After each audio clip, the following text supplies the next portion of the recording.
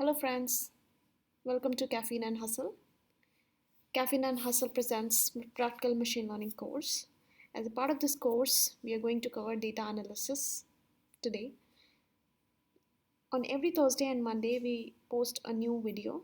So if you want to get yourself updated about our new videos, subscribe to this channel. Thanks a lot for subscribing.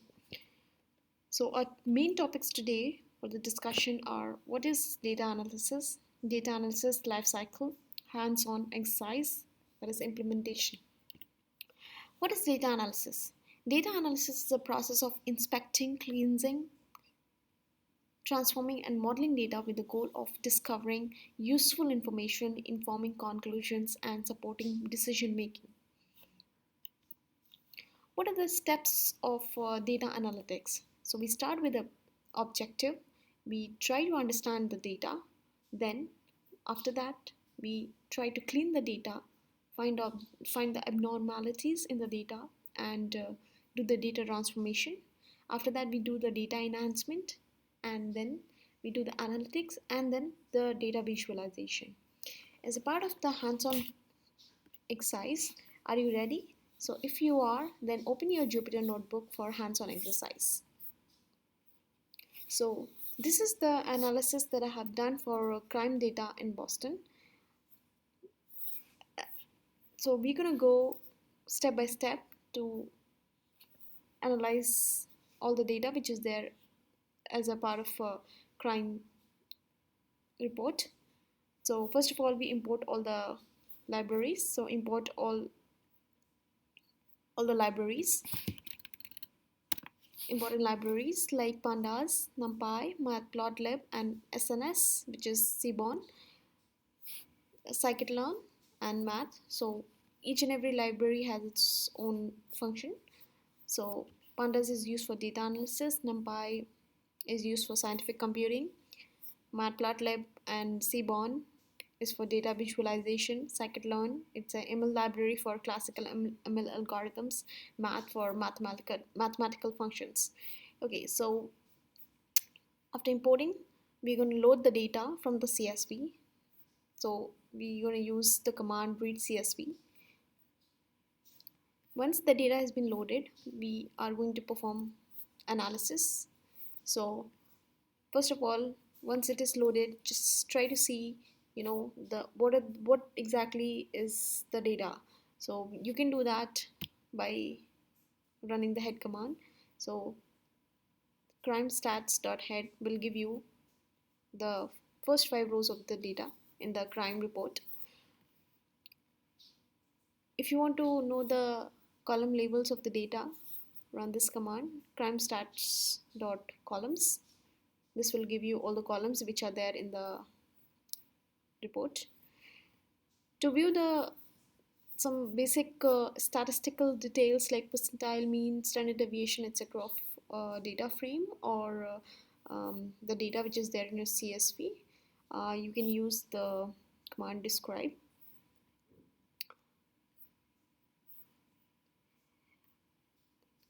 To get data from specific columns like offense description, street, etc. So you can just give the column names, whatever you need, and all the data will be populated here. So here we have somewhere around 3,19,073 rows and 2 columns which we specified here, like offense description and street. To get data from specific column based on some condition, like I want to get data for the offense description, which is investigate property. So I can do that by writing my condition here.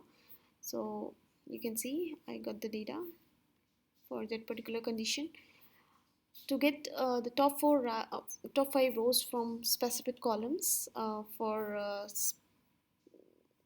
the specific columns like offense code group and year, so you can use this command and you'll get the data. If you want to see the unique values in the offense code group, that is any particular column, Then you can use a unique function to get data from specific columns based on condition, that is top rows of the data, using hit function. So you can use this command. So I am trying to get the data from offense code group column, uh, where the offense is verbal dispute, and I'm trying to get the day of week, hour, and street for that particular offense. Then to get data count for each column based on a condition, so you can see for offense code group verbal dispute, I got a count for each and every column which is there in the sheet. So you can say 13,099, and for shooting there is no data here. Then to get total data count for each columns without any specific condition, you can run this command dot count. So it will give you all the count. To get a concise summary of the data, you can use the info function. So you can see that the column name offense code, there are 3,19,073 records. All the values are not null, and it's the integer type. Then if you want to group by one column and count the values of another column per this column value using count, then you can do that by using group by and then count function. So you can see I'm trying to group by offense code group here, and I'm trying to get the count for each and every column which is there in the sheet. So for aggravated assault, you can see that there are 523 shootings. So likewise you can analyze the data. Group by multiple columns and count the values of another column per this column value using count. So just in case if you want to know the if you want to group um, by particular columns like day of week, hour, and street, where the offense code group is equals to verbal dispute, you can do so by writing this function count with count in hand, and you can show the top rows using head. You can sort the values and show the top 5 records with this sort values function here. So this will sort the values in the ascending order by default, and this is for the top 5 rows. And if you want to print a sample of your data from the tail, then you can use the function tail here. Then sort the data in ascending or descending order of past columns. So just in case, if you by default it's ascending order, so you can just write sort values by offense code and street, and this will give you data in the ascending order. You can see that the data here is in the ascending order by default, but if you want the data in the descending order, just write ascending is equals to false, and you can sort the values. When you sort the values, you can see that uh, the index column is retained. That means the old index column is there in the results. So you can sort the data in descending order of past columns and reset the index. So you can do this by reset index function. Then you can sort the data in descending order of past column and reset the index and remove the old index by making drop is equals to true. That means you can drop the old index. So you can see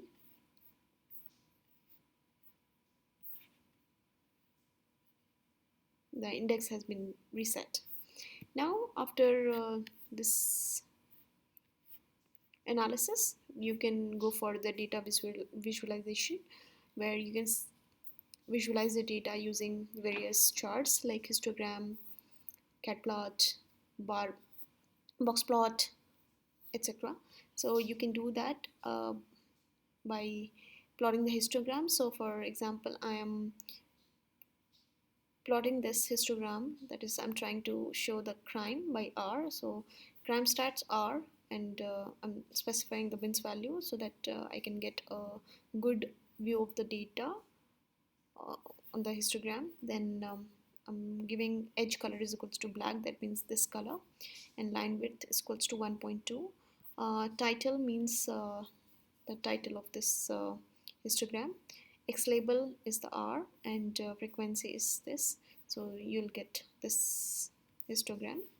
Then if you want to show the relationship between a numerical and one or more categorical values using catplot, you can use that using this function sns.set. So I'll set the style is equals to text and color codes is equals to true, and then catplot.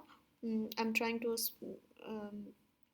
plot a month on x-axis and y on offense code group on y-axis.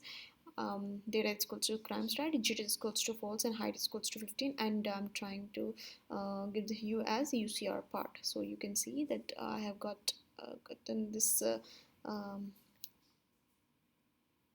visualization here. So for each and every offense code group I have data by month, so you can see, and this has been categorized based on the UCR part, that is part 1, part 2, part 3 and other. Likewise, if you want to show the data using Boolean plot, then you can do so by specifying the kind is equals to Boolean and split is equals to true. You can specify the color and the height, so you can see that so this is the plot for the Boolean type. Then if you want to group by count based on some condition, then you can do so by using group by and calling the count function. So you can see uh, this number of true records here. Then count plot is used to show the counts of observation in each categorical bin using bars. So you can plot this count plot. So I'm trying to see the count of the crime by day of the week. So x equals to day of the week, and this is the count, and data is equals to crime stats, and I'm specifying the color palettes to be dark and 3. So I'll get this kind of plot. Then if I want to show the relationship between a numerical and one or more categorical variables using that plot and set the columns, so I'm setting the columns to UCR part. So this is categorized using UCR part, so part 1, part 2 and part 3. So you can do such type of data visualization for your data. It's a good practice to do a thorough analysis of your data, so that you can get to know more about your data and how you can build various model. So model building and other machine learning algorithms implementation we will do in the next video. Thanks for watching.